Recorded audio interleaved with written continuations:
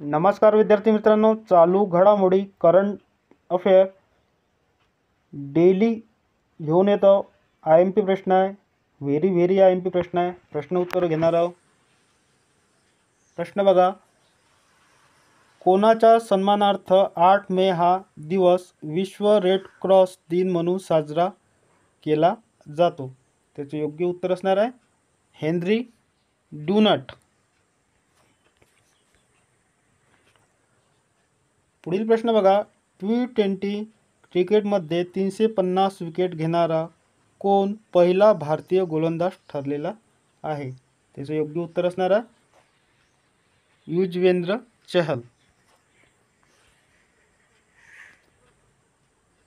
पुढील प्रश्न बघा, सर्वात श्रीमंत शहर अहवाल 2024 द्वारे जगातील पहिला 50 श्रीमंत शहरामध्ये कोणत्या भारतीय शहराचा समावेश करण्यात आला?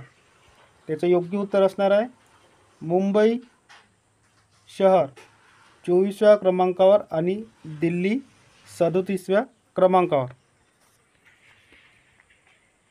पुढील प्रश्न बघा, अनिवासी नागरिकाकडून मायदेशात रक्कम पाठवण्यामध्ये कोणत्या देशाचा प्रथम क्रमांक लागतो? त्याचे योग्य उत्तर असणार आहे भारत. पुढील प्रश्न पहा, गुरुग्राम प्रशासनाने कोणत्या भारतीय क्रिकेट खेळाडूची ब्रँड अँबॅसेडर म्हणून नियुक्ती केली आहे? त्याचे योग्य उत्तर असणार आहे युजवेंद्र चहल. पुढील प्रश्न बघा, अमेरिका देशात कोणत्या रोगाचा FLIRT नावाचा नवीन व्हेरियंट आढळून आलेला आहे? त्याचे योग्य उत्तर असणार आहे COVID-19.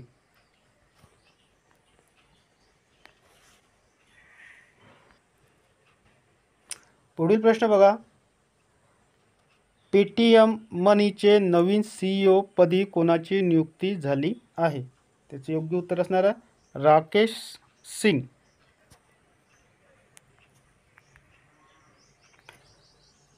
पुढील प्रश्न बघा, भारत आणि घाना देशाची संयुक्त व्यापार समिती बैठक नुकतीच कुठे पार पडलेली आहे? त्याचे योग्य उत्तर असणार आहे अक्रा, घाना.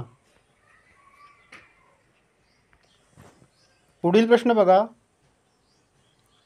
Oxford book star book cover पुरस्कार 2024 कोणाला जाहीर झाला आहे? त्याचे योग्य उत्तर असणार आहे भावी मेहता.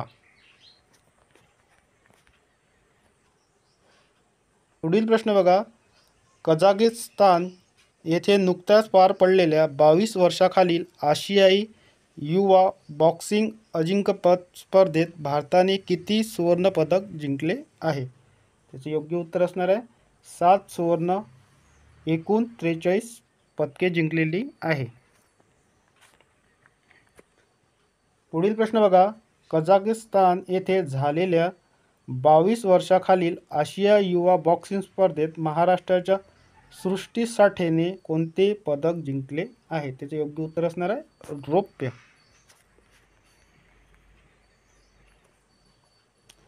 पुढील प्रश्न बघा, 26व्या UK आशिया फिल्म फेस्टिवलमध्ये कोणत्या भारतीय व्यक्तीला freedom of city of London अवॉर्डने सन्मानित करण्यात येणार आहे?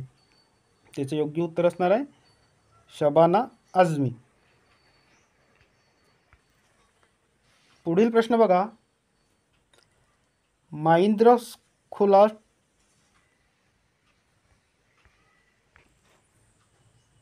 पुढील प्रश्न बघा, महिंद्र खुला टेनिस स्पर्धेचे महिला एकेरीचे विजेतेपद कोणी पटकावले? याचे योग्य उत्तर असणार आहे इका सिओटेक.